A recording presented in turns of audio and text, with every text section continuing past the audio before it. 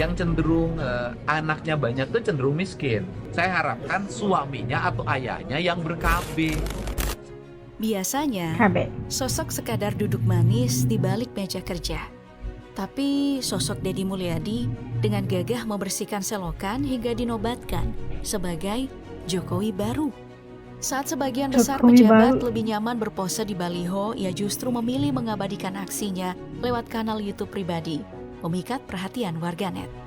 Sorak-sorai pujian pun membanjiri, namun tak sedikit cibiran yang menerpa. Gubernur Kalimantan Timur bahkan meledek dengan julukan Gubernur Konten. Alih-alih terkejut, Deddy justru memamerkan bukti konten-kontennya berhasil menekan belanja iklan Pemprov Jabar hingga miliaran rupiah. Kang Deddy,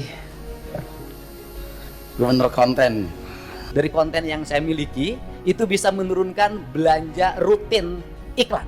Akan tetapi, kilau popularitasnya goyah saat dua gagasan brilian sekaligus kontroversial mencuat ke permukaan. Program vasektomi gratis dan wacana pendirian barak militer bagi anak nakal. Keberanian inilah yang membuat langkah Kang Deddy Mulyadi pantas mendapat sorotan lebih tajam.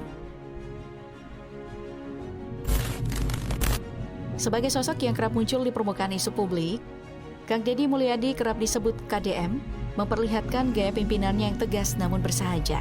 Ia tidak hanya menitik beratkan pada pembangunan jalan raya dan fasilitas umum, tetapi juga konsisten mengajak warga melestarikan tradisi lokal dan menjalin keakraban dengan penduduk desa maupun kota.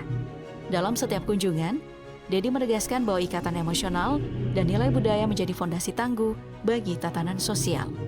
Melalui kanal YouTube resminya Kang Deddy Mulyadi Channel, ia menghadirkan ragam konten edukatif, mulai dari diskusi tematik, tutorial keterampilan hingga dokumentasi program bantuan langsung. Deddy aktif mengulas masalah sosial, kemudian memberikan solusi nyata, seperti pengadaan paket sembako, program donor darah, dan posko gratis untuk konsultasi hukum. Layanan bantuan hukum ini menjangkau warga kurang mampu yang kesulitan mengakses jasa pengacara. Aksi nyata semacam ini menempatkan Deddy sebagai pemimpin yang mendengar secara langsung, bukan sekadar berbicara dari balik meja kantor. Tak hanya itu, ia secara rutin menggelar sesi tanya-jawab langsung melalui fitur live streaming, mengundang ahli budaya dan pengusaha lokal untuk berbagai pandangan. Setiap minggu, Deddy menyempatkan diri mengikuti webinar virtual yang membahas isu terkini, mulai dari ketahanan pangan hingga peran pemuda dalam pembangunan daerah. Meski berupaya tampil merakyat, KDM kerap memancing gelombang kontroversi lewat terobosan-terobosannya yang dinilai melawan arus birokrasi. Program paling heboh adalah asrama disiplin militer bagi remaja bermasalah.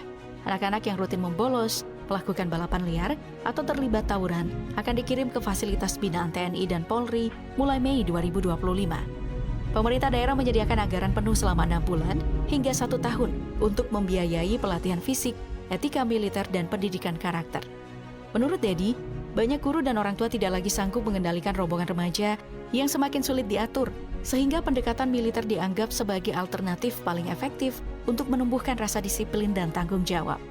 Namun, pendekatan militeristik ini langsung mengundang kecaman dari kalangan pendidik dan pegiat hak anak.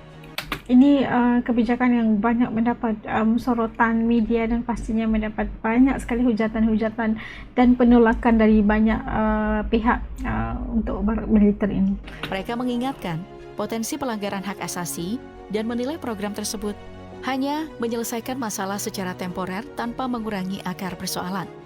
Walaupun demikian, Deddy tetap teguh pada pendiriannya bahwa tindakan tegas adalah cara paling efektif untuk merangkul remaja bermasalah ke jalur positif.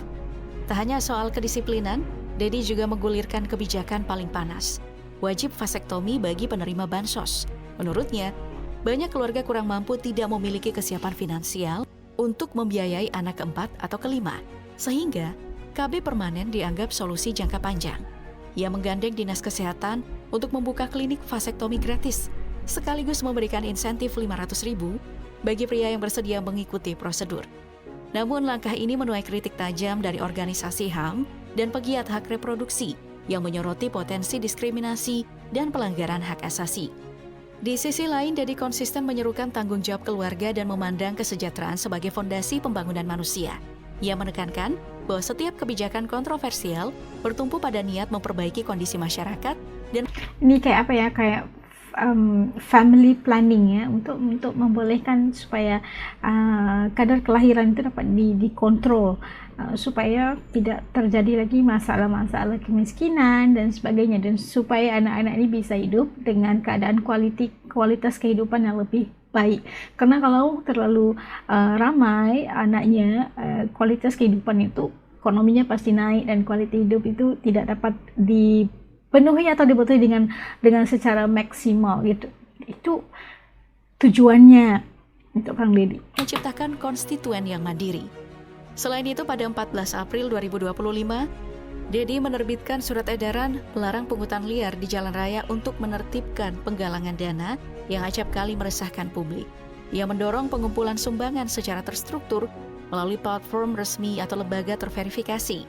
Tak hanya itu, seluruh acara wisuda TK hingga SMA, serta kegiatan perpisahan di luar lingkungan sekolah dihentikan karena dianggap memberatkan finansial orang tua. Kebijakan ini mendapat sambutan hangat dari kalangan ekonomi rendah.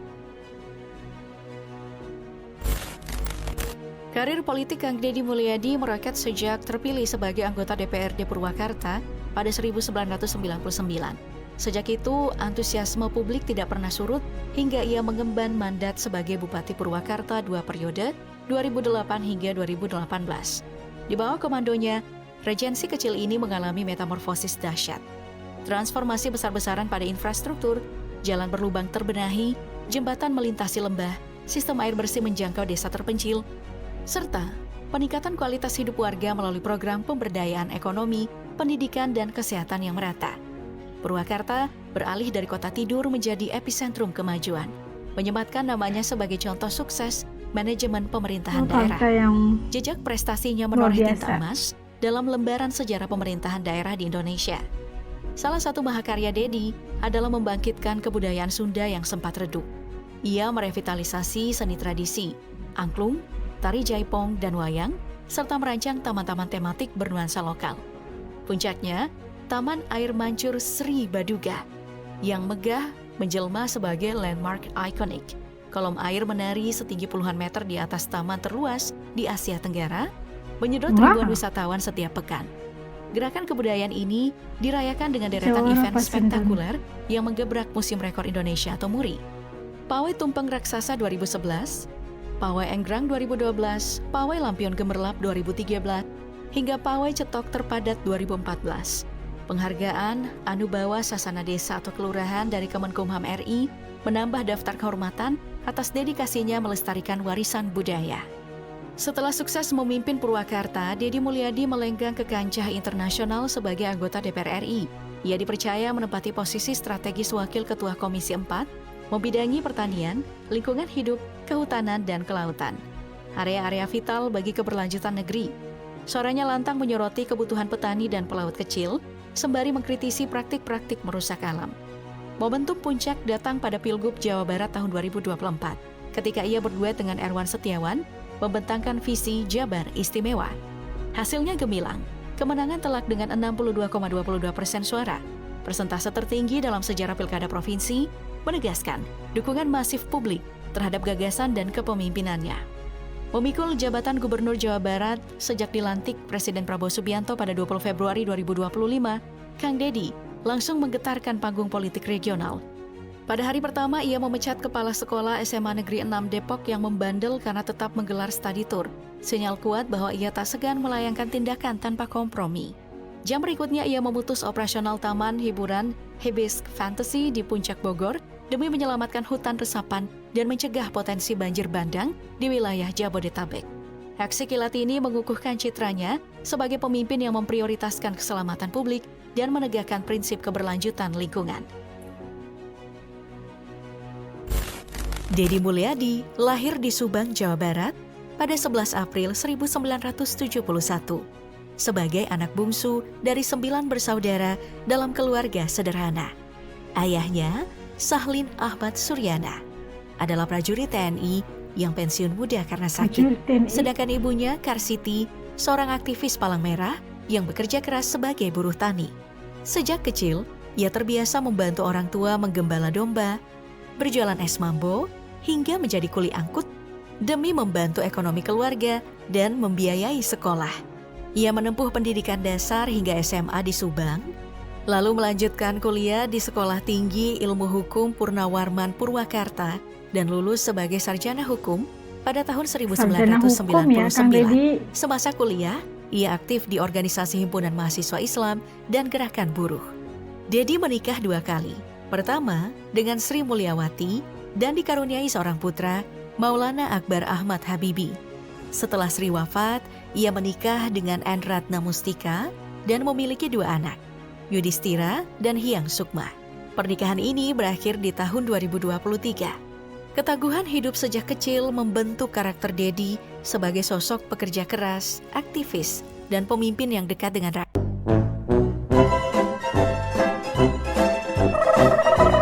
Nah, itu tadi serba sedikit tentang KDM, Gubernur Jawa Barat, dan pastinya menarik perhatian warganet bukan hanya di Indonesia tapi di seluruh yang dapat mengakses, seperti AS di Malaysia yang kayaknya kagum ya dengan cara pentadbiran dan juga bagaimana pemerintahan Kang Dedi